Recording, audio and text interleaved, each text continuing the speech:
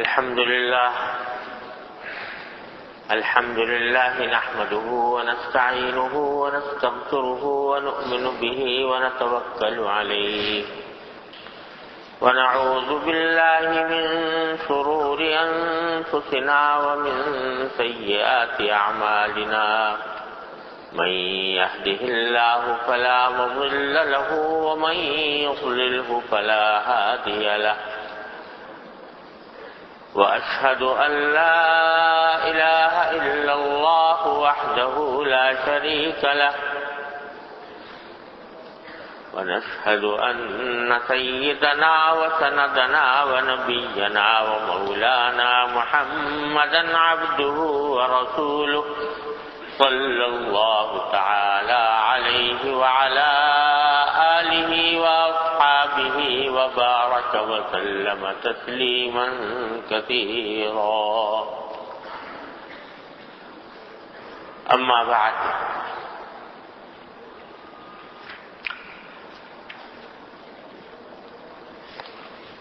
عن أنس رضي الله تعالى عنه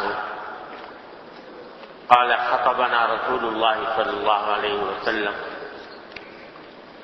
فقال لا إيمان لمن لا أمانة له ولا دين لمن لا عهد له أو كما قال صلى الله عليه وسلم. یہ ایک حدیث ہے جس میں نبی کریم سرورت عالم صلی اللہ علیہ وسلم نے امانت کو ٹھیک ٹھیک پہنچانے اور عہد کو پورا کرنے کی تاکید فرمائی ہے، اور یہ فرمایا ترجمہ یہ ہے کہ لا ایمان لمن لا امانت له، جس میں امانت نہیں اس میں ایمان ہی نہیں. یعنی امانت کی خیانت کرنا یا امانت کا پاس نہ رکھنا یہ اتنی بری بات ہے کہ گویا جس شخص کے اندر امانت نہیں اس میں ایمان ہی نہیں، کیونکہ ایمان ہوتا تو کسی کی امانت میں خیانت نہ کر. اور فرمایا ولا دین لمن لا عہد لہ، جس کے اندر عہد کا پاس نہیں، وعدے کا پاس نہیں، اس کا گویا دین ہی نہیں، بے دین ہے وہ جو وعدے کا پاس نہ کرے، عہد کا پاس نہ کرے. دو چیزیں اس میں بیان فرمائی گئی ہیں، اور یہ کتاب جو میرے سامنے ہے امام بہقی رحمۃ اللہ علیہ کی شعب الایمان، انہوں نے اسے وعدے اور عہد کی پاسداری کے باب میں ذکر کیا ہے. اس سے مقصود یہ ہے کہ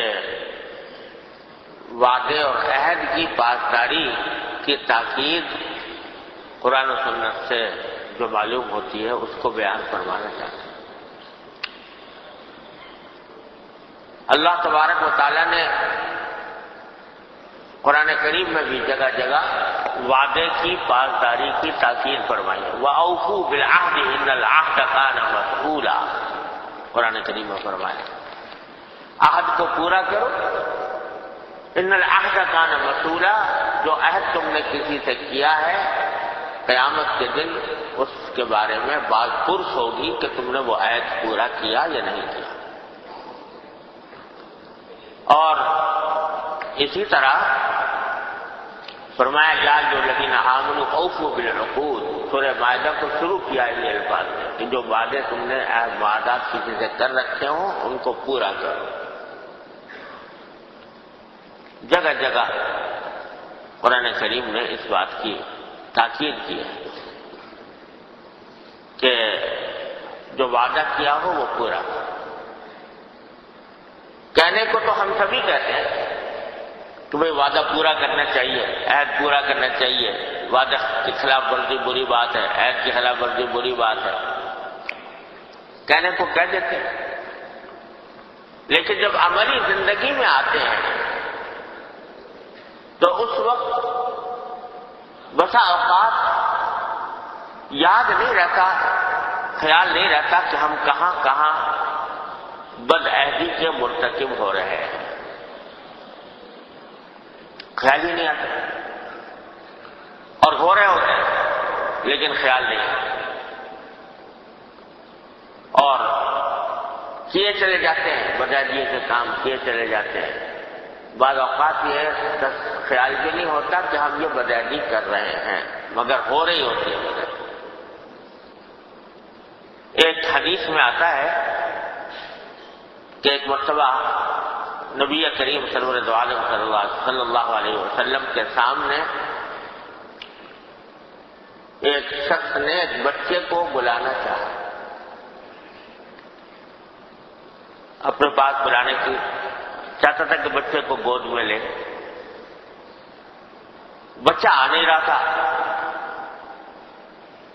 تو اس شخص نے اس کو پاس بلانے کی خاطر اس سے کہا کہ آ جاؤ بیٹا میرے پاس آ جاؤ، ہم تمہیں ایک چیز دیں گے، ایک چیز دیں گے۔ تو بچہ وہ چیز کے لالچ میں وہ آگے بڑھ کر آ گیا، تو حضور اقدس صلی اللہ علیہ وسلم نے دیکھا تو آپ نے فرمایا کہ یہ بتاؤ کہ تم نے جو کہا تھا اس سے کہ چیز دیں گے تو واقعی تمہارے دینے کی نیت تھی یا نہیں تھی؟ یہ ویسے ہی بچے کو بہلانے کی خاطر، ترخانے کی خاطر اس طرح کہہ دیا؟ تو انہوں نے کہا کہ اصل میں میرے پاس ایک کھجور تھی، میرا خیال تھا کہ اس کو کھجور دے دوں گا۔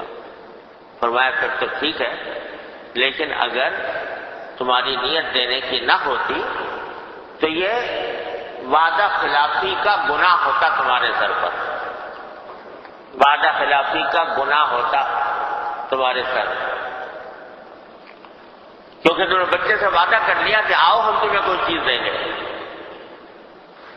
اور دی ہے نہیں، تو وعدے کی خلاف ورزی، اور پہلے ہی سے، یعنی وعدے کی خلاف ورزی کی بھی دو قسمیں ہوتی ہیں، ہے تو ہر حالت میں برا وعدے کی خلاف ورزی، لیکن دو صورتیں ہیں جن میں سے ایک صورت یہ ہے کہ جب وعدہ کر رہا ہے اس وقت تو ارادہ ہے کہ اس وعدے کو پورا کروں گا، لیکن وقت پر نہیں کیا، بے دیانی میں، لاؤبالی پن میں، لاپرواہی میں نہیں کیا، وہ الگ بات ہے۔ ایک یہ بھی خلاف ورزی اور بری بات ہے، ناجائز ہے، لیکن ایک یہ ہے کہ جس وقت وعدہ کر رہا ہے اسی وقت پتا ہے کہ میں یہ کروں گا نہیں، نیت ہی نہیں ہے سرے سے، وعدہ کرتے وقت نیت ہی نہیں ہے، تو یہ اس کو رسول کریم صلی اللہ علیہ وسلم نے نفاق قرار دیا، یہ منافقت ہے، اور یہ نفاق کا ایک شعبہ ہے کہ آج کے نیت ہے نہیں اور وعدہ کرنے کا، کہ اللہ بچائے، یہ بہت ہی خطرناک بات ہے۔ تو حضور اقدس صلی اللہ علیہ وسلم نے فرمایا کہ اگر تم بچے کو دینے کی نیت ہی نہیں تھی تو یہ نفاق والی بات ہوئی، اور پھر اس کا دوسرا نقصان یہ ہے کہ بچے کو بھی یہ احساس ہوگا کہ بھئی وعدہ خلافی کوئی اتنی بری بات نہیں ہے، میرے باپ نے بھی فلاں وقت میں مجھے وعدہ کر کے، یا فلاں بڑے نے مجھے وعدہ کر کے پھر پورا نہیں کیا تھا، تو یہ کوئی ایسی بری بات نہیں ہے، لہٰذا اگر میں بھی کبھی وعدہ خلافی کروں تو کچھ حرج نہیں۔ تو بچے کو تم نے بجائے وعدہ کی پاسداری کے وعدہ کی خلاف ورزی سکھا دی، اب وہ اگر آئندہ جہاں کہیں وعدہ کی خلاف ورزی کرے گا اس کا گناہ تمہارے اوپر ہے، اللہ بچائے۔ تو نبی کریم صلی اللہ علیہ وسلم نے اتنی باریک بینی سے یہ احکام دیے ہیں۔ آج ہم نے بس نماز روزے عبادتوں کی حد تک دین کو محدود سمجھ لیا کہ دین جو ہے بس وہ نماز روزے کی حد تک ہے، عبادتوں کی حد تک ہے۔ ایک ایک چیز سرکار دو عالم صلی اللہ علیہ وسلم نے سکھائی ہے، زندگی کے آداب بتائے ہیں، زندگی کے گزارنے کے طریقے تلقین فرمائے ہیں، اور ہم لوگ اس سے دور ہٹتے جا رہے ہیں، جس کے نتیجے میں گناہ کرتے ہیں، گناہ کا احساس نہیں ہوتا۔ اب یہ دیکھ لیجئے کہ شادی بیاہ کی دعوتیں ہوتی ہیں، ولیمہ ہے، ولیمہ مسنونہ، تو ولیمہ تو سنت ہے، بالکل بے شک سنت ہے، لیکن ولیمہ جب دعوت بلائی جاتی ہے تو لکھا جاتا ہے کہ دعوت عشائیہ مثلا کھانے کا وقت 9 بجے لکھتے، 9 بجے کھانے کا وقت۔ حالانکہ جس وقت لکھ رہے ہیں تو لکھتے وقت بھی یہ بالکل صاف پتا ہے کہ 9 بجے ہم کھانا نہیں کھلائیں گے، لکھتے وقت معلوم ہے، اور کوئی دل میں دور دور ارادہ نہیں ہے کہ 9 بجے کھانا کھلائیں گے۔ یہ وہ وعدہ خلافی کی قسم ہے جس کو رسول کریم سرور عالم صلی اللہ علیہ وسلم نے نفاق سے تعبیر کروایا۔ اب آپ ذرا سوچئے کہ جو لکھ رہے تھے کارڈ کے اوپر کہ 9 بجے کھانا کھلایا جائے گا، اور 9 تو درکنار، پھر وہ نہ 10 بجے نہ 11 بجے، نہ پہلے تو 12 بجے کے بعد بھی 1 بجے باراتیں آتی تھیں اور 1 بجے کھانا لوگ کرتے تھے۔ اب تو خدا بھلا کرے انہوں نے 12 بجے کے بعد بجلی بند کرنے کا اعلان کر دیا، اللہ تعالیٰ یہ اچھا ہوا، اب 12 بجے کے بعد کوئی گنجائش نہیں رہتی، لیکن پہلے تو 1 2 بجے تک چلتا تھا۔ لیکن عرض یہ کر رہا ہوں کہ بھائی جب تمہیں کھلانا نہیں ہے 9 بجے، کھانا کھولنا ہی نہیں ہے، تو یہ جو کارڈ کے اوپر لکھ دیا ہے 9 بجے، یہ وعدہ ہے، وعدہ خلافی ہے جس کے اندر مبتلا ہو رہے ہو، اور سے ایک تو وعدہ خلافی کا گناہ کہ جب کھانا نہیں نکلے گا، ارادہ ہی نہیں ہے سرے سے 9 بجے کر کرنے کا، وہ تو پتا ہے کہ 9 بجے نہ ہم آئیں گے نہ کوئی آئے گا، تو 11 بجے کھلائیں گے، تو وعدہ خلافی ہے۔ وعدہ خلافی بھی بدترین قسم کی، جو منافقت والی وعدہ خلافی ہے۔ اور 11 بجے کھانا کھلایا، جو بیچارہ وقت کی پابندی کے لحاظ سے بیچارہ آ گیا، وہ خطا میں پکڑا گیا، جو یہ سوچ کے کہ بھائی 9 بجے لکھا ہے چلو 9 بجے چلے جائیں، تو وہ بیچارہ عذاب میں مبتلا ہے، انتظار میں بیٹھا ہے، وقت اس کا برباد ہو رہا ہے، گھنٹے گزر رہے ہیں اور احساس ہی نہیں۔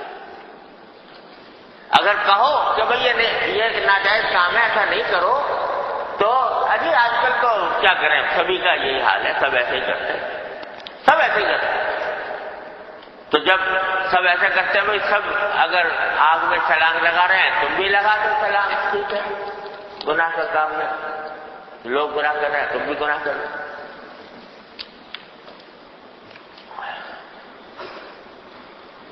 تو اس لیے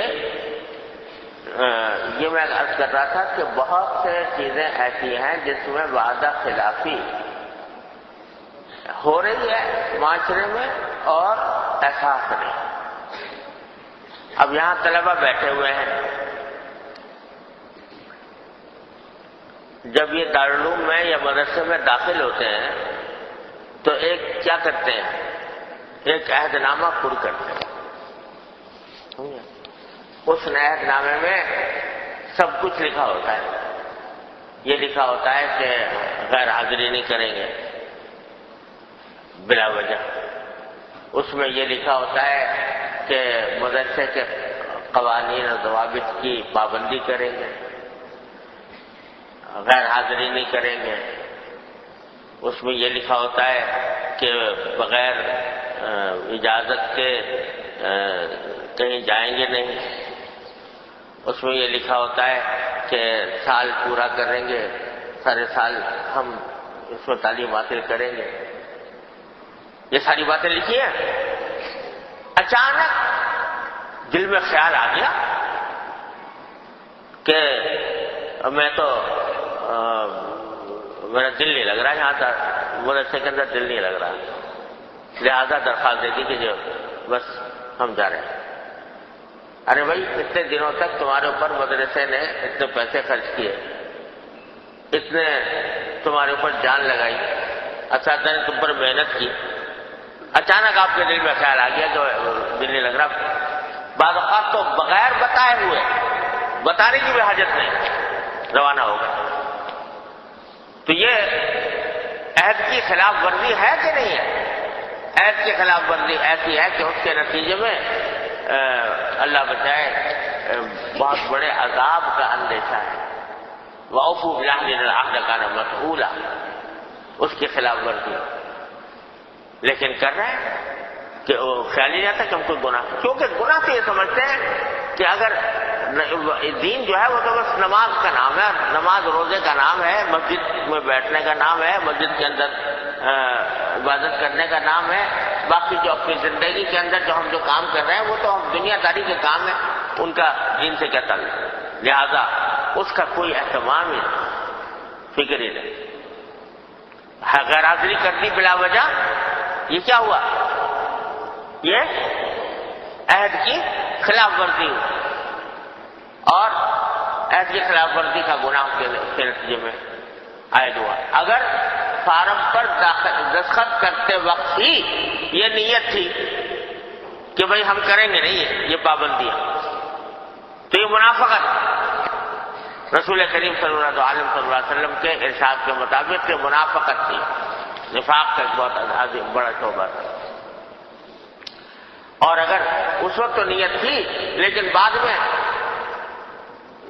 شیطان نے بہکایا اور تو یہ گناہ تو ہے کر دیا، اس لیے کہ عہد کی خلاف ورزی جو تم نے کی۔ اللہ اکبر۔ اور پھر خوب یاد رکھیے کہ عہد کی خلاف ورزی مسلمان سے ہو یا غیر مسلم سے، دونوں صورتوں میں ناجائز ہے۔ اللہ، ایک حدیث میں رسول کریم صلی اللہ علیہ وسلم نے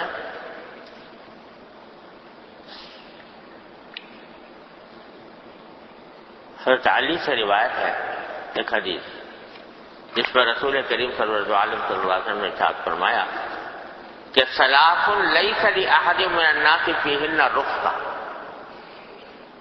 تین چیزیں ایسی ہیں جن میں کوئی نرمی نہیں ہے اللہ تعالیٰ کے یہاں، چاہے اس کا معاملہ مسلمان سے ہو یا غیر مسلم سے ہو، چاہے فرمایا بر الوالدین مسلمن کانا او کافرا، ایک تو والدین کے ساتھ حسن سلوک، چاہے والدین کافری کیوں نہ ہو،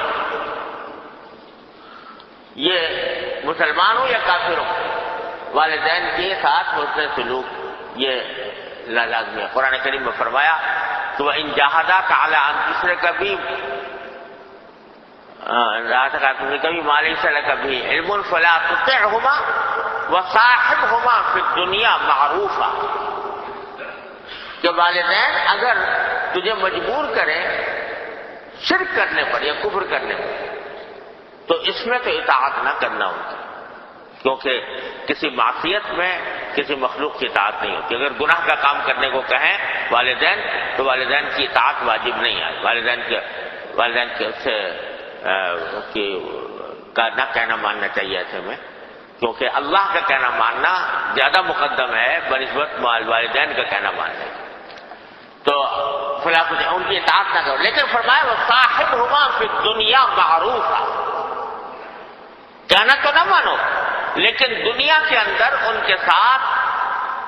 کا ساتھ گزارو معروف کے ساتھ، یعنی نیکی کے ساتھ، حسن سلوک کے ساتھ، اور کہنا جو نہیں مان رہے ہو نا اس میں بھی غصہ کرنے کی بات نہیں ہے، بلکہ اس میں بھی نرمی سے، محبت سے، پیار سے کہہ دو جی میں اس میں یہ کام کرنے سے معذور ہوں کیونکہ اللہ تعالیٰ نے منع کیا، لیکن اور پھر ان کے ساتھ معروف کا معاملہ کرو، نیک سلوک کرو۔ فرمایا کفر کو کہہ رہے ہیں تب بھی یہ کم، تب بھی سختی نہیں کرنی، تو ایک تو فرمایا بر الوالدین، والدین کے ساتھ نیک سلوک کرو، مسلم ہو یا کافر ہو، والوفاء بالعہد لمسلم کان او کافر، اسی طرح عہد کی پاسداری، عہد کی پاسداری چاہے مسلمان سے کیا ہو عہد، چاہے کافر سے کیا ہو. اور فرمائے وَأَدَاءُ الْأَمَانَةِ إِلَى مُسْلِمٍ، امانت ادا کرنا پڑے گی چاہے مسلمان کی ہو یا کافر کی ہو. تو یہ چیزیں وہ ہیں کہ جو مسلمان غیر مسلموں کے ساتھ بھی عہد شکنی حرام ہے. غیر مسلم کے ساتھ بھی والدین اگر غیر علیہ باللہ غیر مسلم ہو تو ان کی جو ہے ان کی نافرمانی، جائز امور میں نافرمانی یہ یا ان کے ساتھ برا سلوک کرنا یہ پھر بھی ناجائز ہے اور عہد شکنی بھی ناجائز ہے. اللہ اکبر کبیرہ. حضرات صحابہ کرام رضی اللہ تعالیٰ عنہ اجمعین نے تو ایسی ایسی مثالیں قائم فرمائی ہیں. حضرت حذیفہ ابن یمان رضی اللہ تعالیٰ عنہ، حضرت حذیفہ ابن یمان بڑے درجے کے صحابہ کرام میں سے ہیں. یہ خود بھی صحابی ہیں اور ان کے والد بھی صحابی حضرت یمان رضی اللہ تعالیٰ عنہ.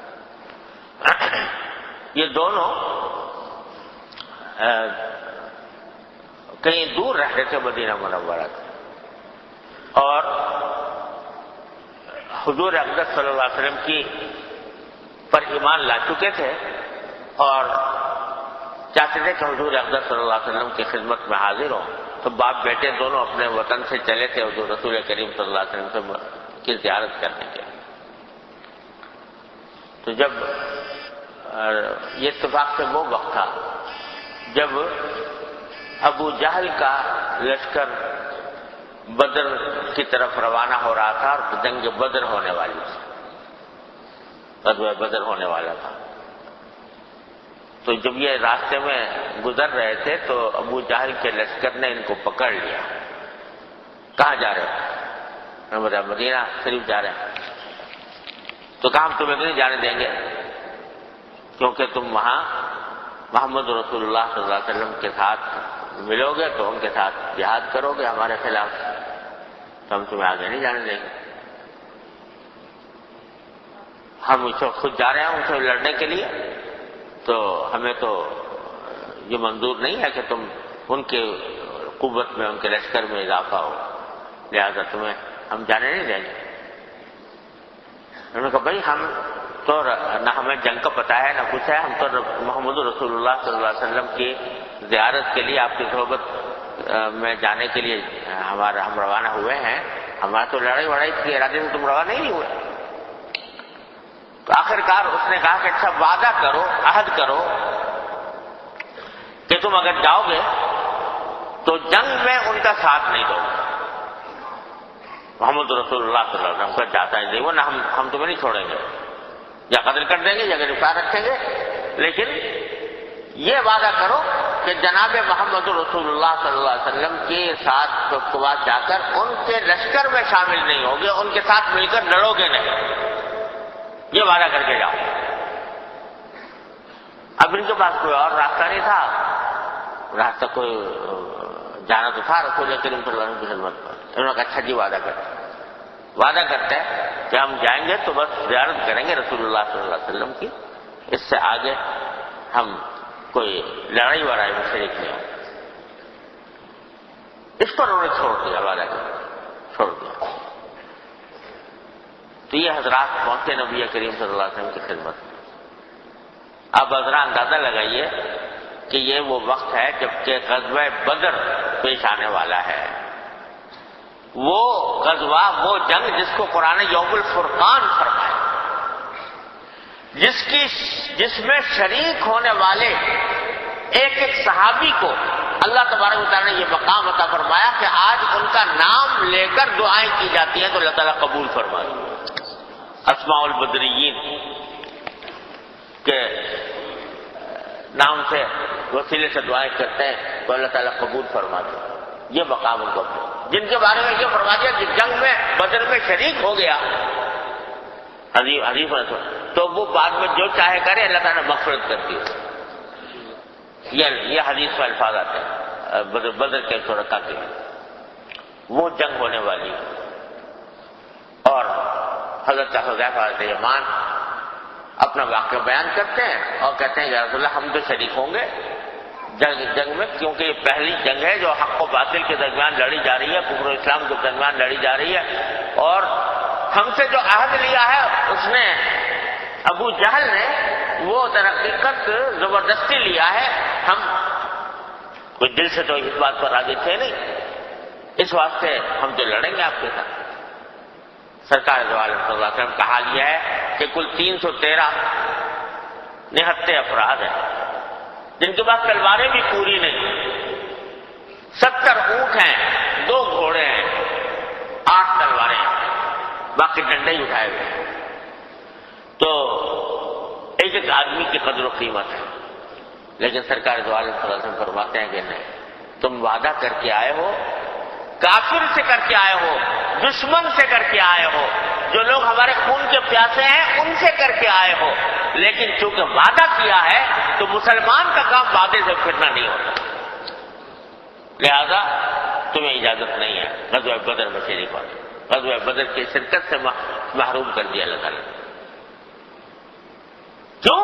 اس لیے کہ مسلمان کی ایک زبان ہوتی ہے، مسلمان کا ایک وعدہ ہوتا ہے، وہ ایک عہد ہوتا ہے، وہ چاہے مسلمان سے کیا ہو یا غیر مسلم سے کیا ہو، اس کی پاسداری رہتی ہے۔ آج حال یہ ہے، ہم جب برطانیہ گئے شروع میں تو وہاں ایک مسئلہ ہر ایک آدمی پوچھ رہا تھا، بھئی کیا مسئلہ ہے؟ کہ جی مسئلہ یہ ہے کہ یہاں پر برطانیہ میں لوگوں کو بے روزگاری الاؤنس دیا جاتا ہے، بے روزگاری الاؤنس۔ اب بہت سے حضرات، خاص طور سے ماشاءاللہ ہمارے پاکستانی حضرات، یہ نوکری تو کر لیتے ہیں کہیں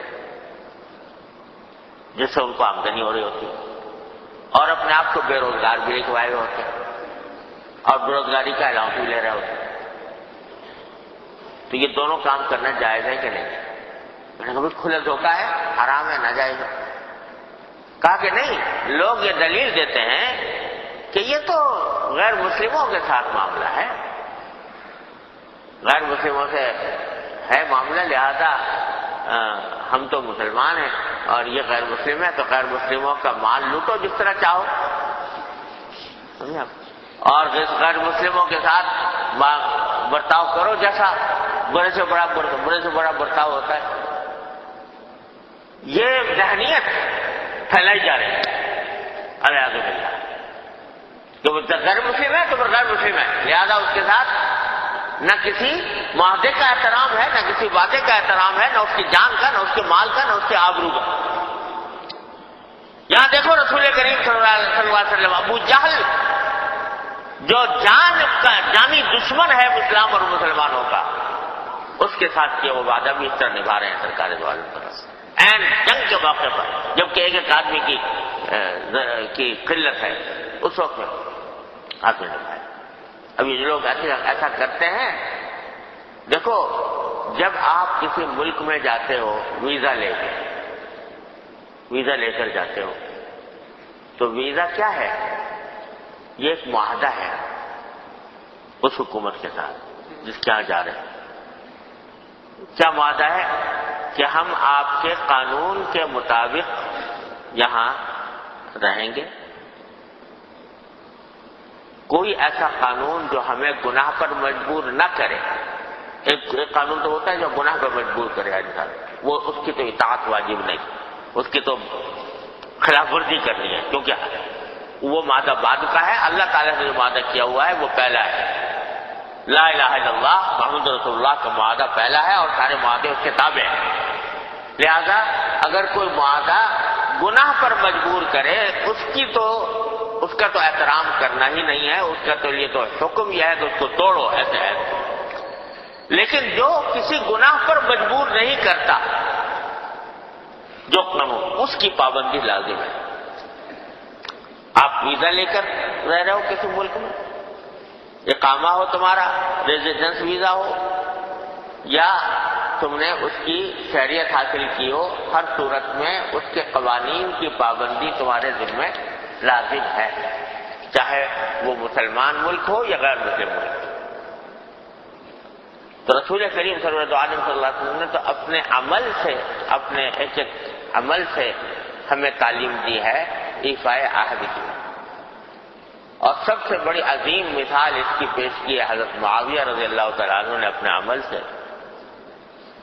حضرت معاویہ رضی اللہ عنہ کا واقعہ بہت سی کتابیں، حدیث کی کتابوں میں آیا ہے کہ ان کا روم کے غیر مسلموں سے ایک جنگ بندی کا معاہدہ تھا کہ فلاں تاریخ تک ہم ایک دوسرے پر حملہ نہیں کریں گے، ایک دوسرے کے خلاف جنگ نہیں کریں گے.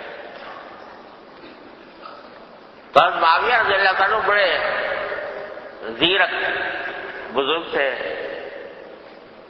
کہا جاتا ہے کہ اہل عرب کے چند گنے چنے زیرک اور سیاستدان لوگوں میں ان کا شمار ہے معاویہ رضی اللہ. انہوں نے سوچا کہ مثلا جو جنگ بندی کی مدت ہے وہ مثلا ختم ہو رہی ہے، ربیع الاول کے ختم ہو رہی ہے، ربیع الثانی کے شروع میں جنگ کرنے کی اجازت ہوگی. تو دشمن یہ سوچے گا کہ اگر ربیع الثانی کے اندر یہ لوگ اپنے وطن سے چلیں گے تو اتنی مدت ان کو یہاں پہنچنے میں لگے گی، تو ربیع الثانی کے شروع میں وہ جنگ کے لیے تیار نہیں ہو، کیونکہ فوراً تو ان کو خیال نہیں ہوگا کہ ادھر آفتاب غروب ہوگا، ادھر یہ حملہ کر دیں گے. تو حضرت معاویہ رضی اللہ عنہ نے یہ کیا کہ اپنے فوجوں سے کہا کہ تم ربیع الاول کے مہینے میں ہی یہاں سے روانہ ہو جاؤ اور سرحدوں پر جا کے فوجیں ڈال دو، اور جو بھی آفتاب غروب ہو ان کے اوپر حملہ کر دینا، تاکہ وہ لوگ ایسے وقت میں تمہارا حملہ ہو کہ وہ لوگ تیار نہ ہو. اب صریح بتاتی تو نہیں تھی، کیونکہ تاریخ جو مقرر تھی اس تاریخ سے پہلے حملہ نہیں کیا، لیکن فوجیں ڈال دی. اور فوجیں ڈال دی جدھر ربیع الاول کا مہینہ ختم ہوا، ربیع الثانی کا چاند، ایسی مثال دے رہا ہوں، ربیع الثانی پتہ نہیں کون سا مہینہ تھا، تو اس مہینے کا جب چاند طلوع ہوا اس کے ساتھ ہی انہوں نے حملہ کر دیا. اب دشمن تیار نہیں تھا اس مقابلے کے لیے. نتیجہ کیوں ان کو فتح پر فتح ہوتی چلی گئی، دشمن شکست پر شکست کھاتا چلا گیا، پھر کافی زمین کا حصہ جو ہے انہوں نے فتح کر دیا اسی حالت.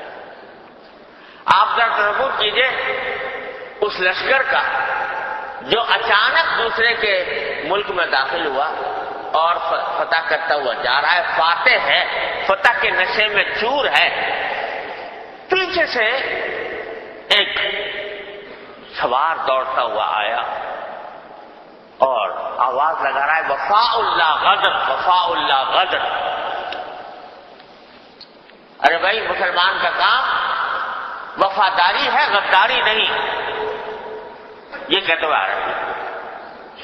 حضرت معاویہ نے روکا، وہ دیکھو کون ہے. قریب آئے تو دیکھا تو حضرت عمرو بن عبسہ رضی اللہ تعالیٰ عنہ صاحب. پوچھا کیا بات ہے؟ کہا کہ آپ نے جتنا یہ علاقہ فتح کیا ہے سب اللہ تعالیٰ کے حکم کے خلاف کیا. کیوں؟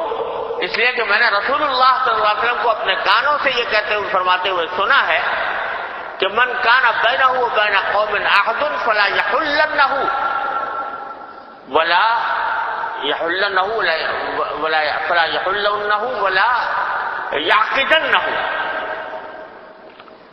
حتی یمضی امدہ او ینبذ علی سواء، او کما قال صلی اللہ علیہ وسلم. میں نے فرماتے ہوئے سنا کہ جب کسی قوم کے ساتھ کسی کا معاہدہ ہو تو اس معاہدے کی جب تک مدت نہ گزر جائے یا اس معاہدے کو توڑنے کا اعلان نہ کر دیا جائے، اس وقت تک اس کے خلاف کوئی گرہ کھولنا بھی جائز نہیں. یہ ہے گرہ کھولنا بھی جائز. اور آپ نے پورا فوج جو ہے سرحدوں پر لا کر ڈال دی تھی پہلے سے، لہذا یہ وعدے کی پاسداری نہیں ہوئی، غداری ہوئی. وفاء اللہ غدر، یہ سمجھ میں آتا.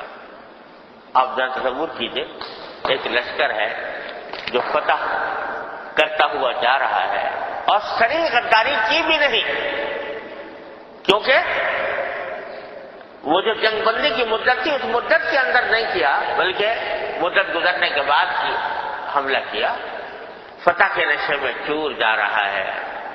اور آج تصور کر کے دیکھو، کوئی آدمی کوئی لشکر اس طرح جا رہا ہو تو اس کو جب یہ کہا جائے گا تو ہزار تعویلیں دل میں آئیں گی کہ بھائی ہم تو ٹھیک ٹھاک تھے، ہم تو صحیح مدت ختم ہونے کے بعد حملہ کیا ہے، لہٰذا ہماری طرف سے ہم نے غداری نہیں کی۔ لیکن جب رسول کریم سرور دو عالم صلی اللہ علیہ وسلم کا ارشاد سنا، حضرت معاویہ فرماتے ہیں، روایت باتیں، فرجع معاویہ بالناس، حضرت معاویہ نے حکم دے دیا کہ جتنا علاقہ فتح کیا سب واپس دے دو دشمن، واپس کرو، واپس دے دیا، وہ پورا علاقہ واپس کر دیا اور واپس اپنے سرحدوں کے اندر واپس لوٹ کر آ گئے حضرت معاویہ۔ دنیا کی کوئی تاریخ ایسی مثال پیش نہیں کر سکتی کسی قوم کی تاریخ میں کہ اس طرح فتح کیا ہوا علاقہ واپس کر دیا ہو۔ حضرت معاویہ نے کیا۔ وجہ کیا ہے کہ در حقیقت جہاد کا مقصد کوئی جائیدادیں حاصل کرنا، ملک کے اوپر قبضہ کرنا، اقتدار کا حاصل کرنا تھوڑی تھا، مقصود تو تھا، حقیقت تھا اللہ تعالیٰ کو راضی کرنا۔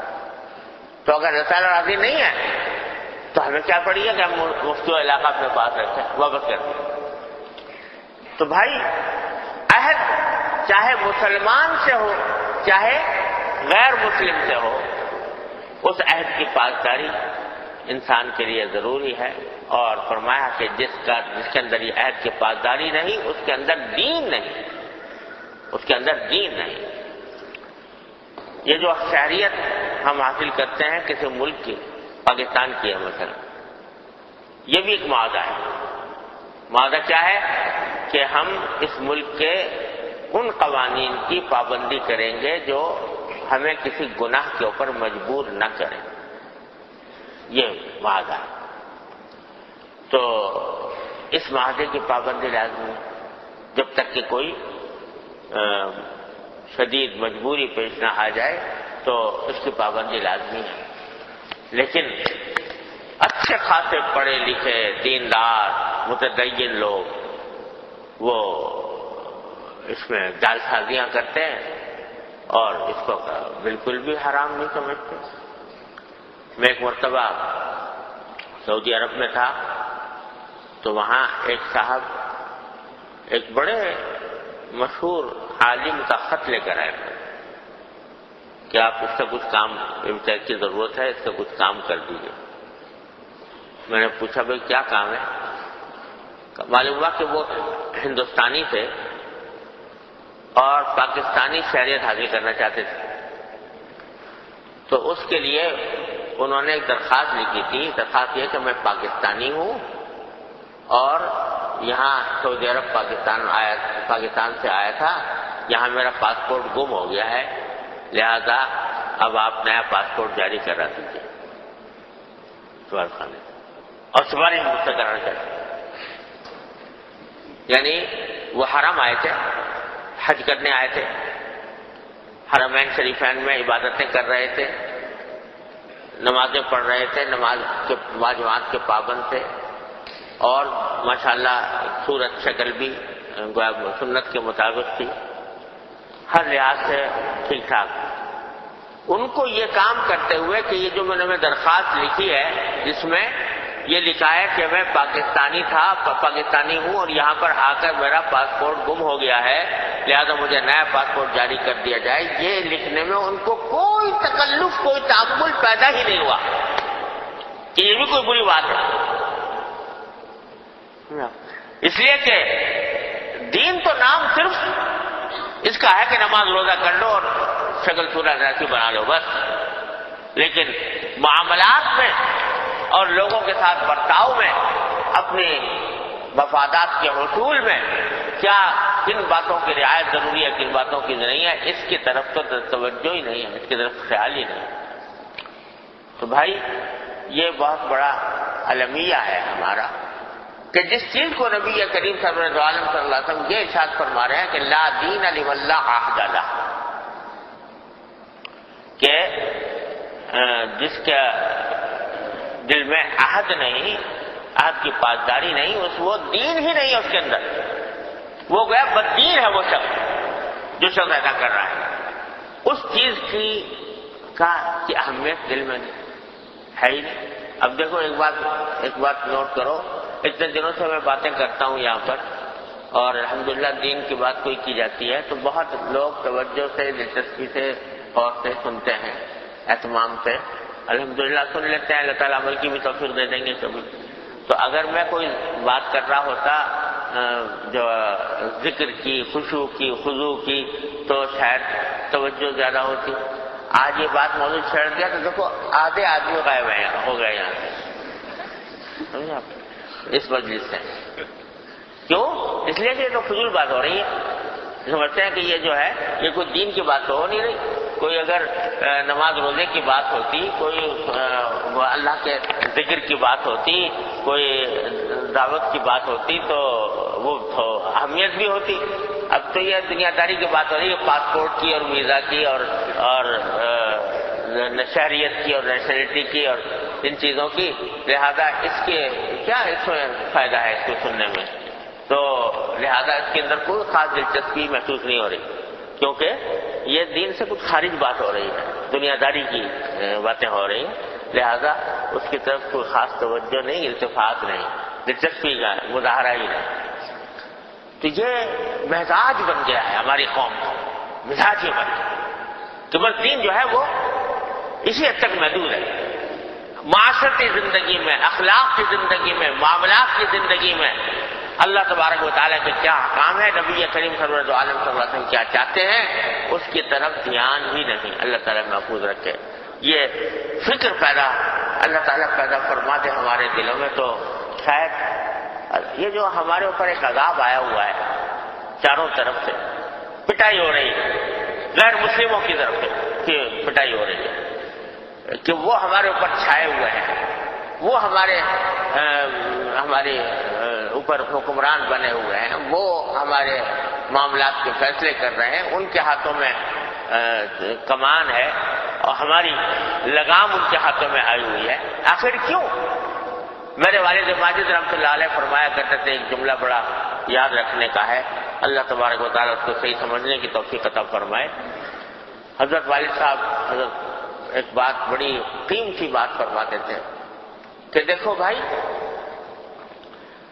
ان قرآن کریم کی روح سے باطل میں تو ابھرنے کی طاقت ہی نہیں۔ ان الباطل کان زہوقا، ان الباطل کان زہوقا، باطل تو مٹنے کے لیے آیا ہے، ابھرنے کے لیے نہیں آیا۔ باطل جو ہے وہ تو اس میں ابھرنے کی صلاحیت ہی نہیں، وہ تو مٹنے والی چیز ہے۔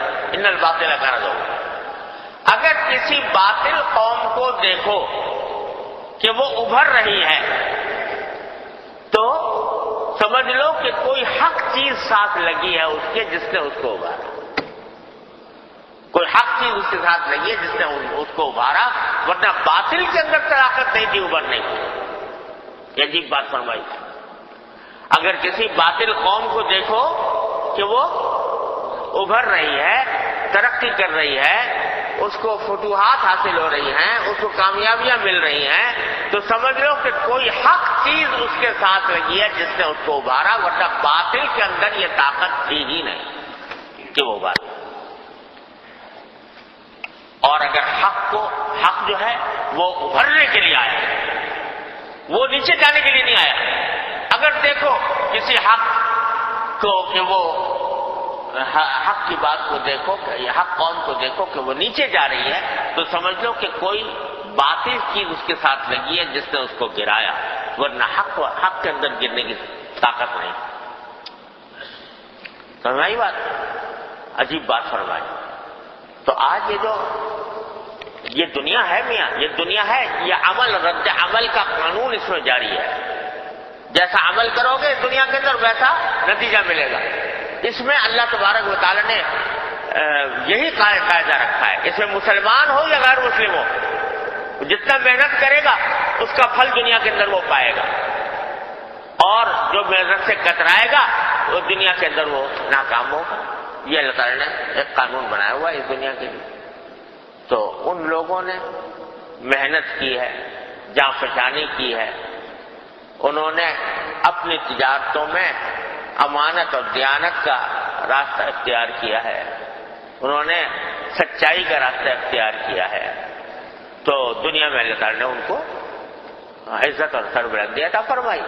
تو جس چیز نے ان کو ابھارا وہ ان کے کفر نے نہیں، ان کے شرک نے نہیں، ان کی بدعمالیوں نے نہیں، ان کے فحاشی اور عریانی نے نہیں، بلکہ انہوں نے جو چند اوصاف اختیار کر لیے جو حق اوصاف تھے اس سے ان کو ابھارا۔ تو بھائیوں، جو ہماری آج پٹائی ہو رہی ہے چاروں طرف سے، وہ در حقیقت اس وجہ سے ہو رہی ہے کہ نبی کریم صلی اللہ علیہ وسلم کے جو احکام ہیں ان کو ہم بلائے بیٹھے ہیں اور ان کے مطابق عمل کرنے کے لیے تیار نہیں ہیں، اپنے آپ کو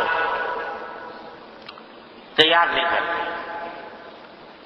تو بھائی اس طرف بھی توجہ دینے کی ضرورت ہے، علاوہ اس کے کہ جیسے کئی ہفتوں سے میں عرض کر رہا ہوں کہ اصلاح کی فکر، ہر شخص اپنی اصلاح کی فکر، تو اپنے قول و فعل میں، اپنے زندگی میں یہ دیکھے کہ میں کہاں کہاں نبی کریم صلی اللہ علیہ وسلم کی سنت اور سیرت کے خلاف کر رہا ہوں، آپ کے احکام کے خلاف کر رہا ہوں۔ ان میں ایک پہلو یہ بھی ہے کہ کہاں کہاں کس سے میں نے عہد کر رکھا ہے، وہ عہد زبانی بھی ہو سکتا ہے اور عملی بھی ہو سکتا ہے۔ جیسے کہتے ہیں محض عمل سے عہد کیا ہوا ہو تو بھی اس کی خلاف ورزی ناجائز ہوتی ہے۔ حضرت موسیٰ علیہ السلام نے قبطی کو قتل کر دیا تھا، وہ آخر کافر تھا وہ، اور کوئی ویسے بظاہر معاہدہ بھی نہیں تھا، لیکن مفسرین نے لکھا چونکہ موسیٰ علیہ السلام کا قبطی لوگوں سے ایک عملی معاہدہ تھا، اس واسطے ان کو قتل کرنا ناجائز تھا اور اس کو انہوں نے گناہ قرار دیا حضرت موسیٰ علیہ السلام۔